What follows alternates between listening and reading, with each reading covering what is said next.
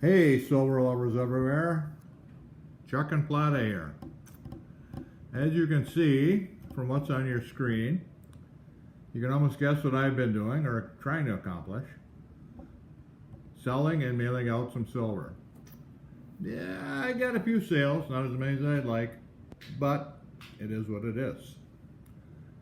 Now, in my history of buying silver, mistakes I've made a few, and I freely admit them. To hide them or lie, well, I just wouldn't do. When the time I started buying, my two grandsons were aged 5 and 10. They really had a love for their grandpa's coins. At least they did back then. But in 2018, when I retired, and my silver I was no longer buying, I could see their interest in the strikes that I had gave them was slowly dying. Now, they really liked the silver that I would give them for free when the visits started on our return from the Dominican Republic. So here's where I'm going with my story for today. To get my two grandsons interested in coins, silver, collectors, I started buying extra of the Silver Shield copper rounds. And, they weren't expensive. And they really liked all the themes, the figures, the people on there. So I thought, let's see what they do with this. Chris did a series back in 16. It was the Disobey series. And I think he did 7 strikes, and it was with people wearing or holding the Guy Fawkes mask. So I've got all the proofs for that series. I've got all the BUs, and I've got a number of coppers. So I got the coppers, I put them in airtights right away.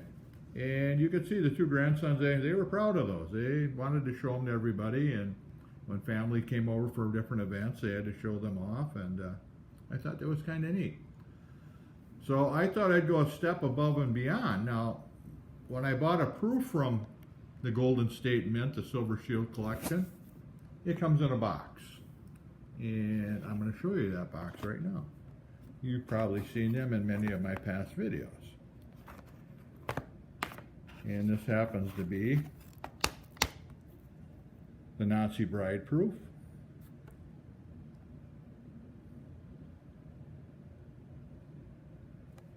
So what I did is I emptied out a number of my boxes, not thinking ahead or using logic for what the future might bring.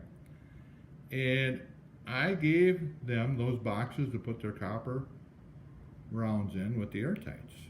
I made them a little more appealing, and I think they liked it. So once I went down to the DR and retired, the collecting kind of got forgot about. The Silver Shield strikes weren't being purchased anymore.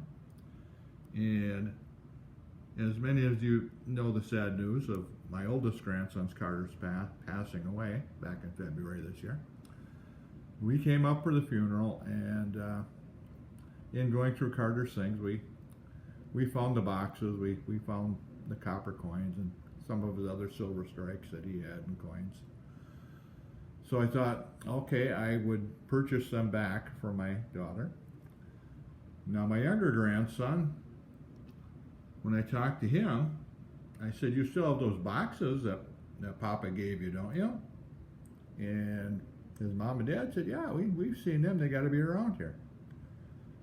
So I said, if you find them, I said, I'll give you 20 bucks. I'll buy them back from you. A little bonus money. And he looked and looked, and he says he can't find them. And I've upped the ante up to $25, and he says, I've looked every place they could possibly be. The story is now he thinks somehow they've got thrown out. So I guess too bad for me for selling the proofs, but anyway, just a story to pass on to you guys.